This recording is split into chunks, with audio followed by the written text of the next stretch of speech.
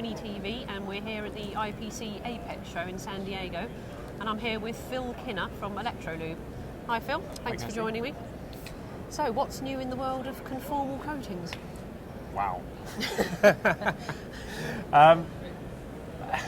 I think what we're seeing is increasingly a trend towards miniaturization and driven in a great extent for us at the moment by the electrification of vehicles. Okay. We're seeing, for us, it doesn't necessarily make a great big deal of difference whether it's an electric car or whether it's a combustion engine. Yeah.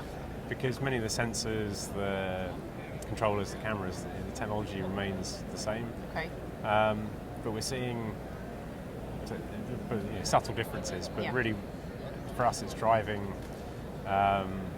miniaturization. I've been doing this for 20 years and this is kind of in many ways kind of a dawning realization that most of our customers, we always think conformal coatings are about protecting against corrosion and keeping the electronics working in harsh environments.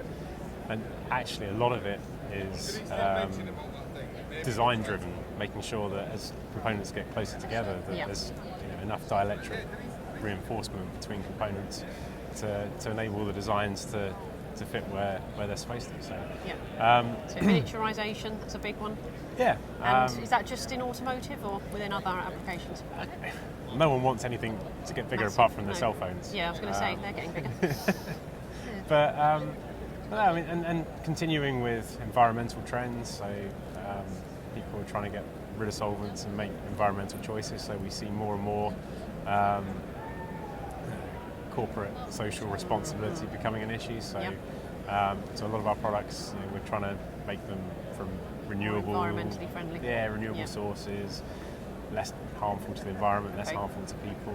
And are you seeing a sort of growing demand for that as well, with the whole kind of more climate?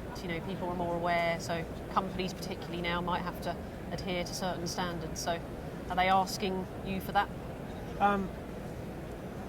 Somewhat. So, I mean, it always surprises me. So, when I started in this business, the European Union had outlawed the use of solvents, more or less. 20 years later, everyone's still using solvents. We're here and we're talking about things that people have in the news now. They're saying about we've reached a tipping point. Here's a crisis point. There's no going back. And so I think it's up to all of us to try and provide the option to make it easier for people to take that responsibility. Sure. So we're looking at all sorts of practices, from recycling our packaging to us as a supplier trying to reduce our carbon footprint and all these things. So I don't know. I can't see that future, but I think it's one of those things that it is a trend. We are starting to see it more, and I think hopefully the industry will do the right thing. Yeah, and been a good show for you so far? It's hard to say with any show. There's been plenty of people. Had some interesting discussions. Work it out after the show.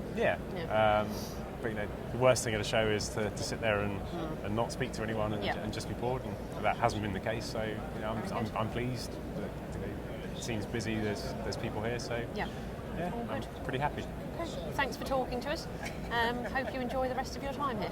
Thank you. Thanks, Phil.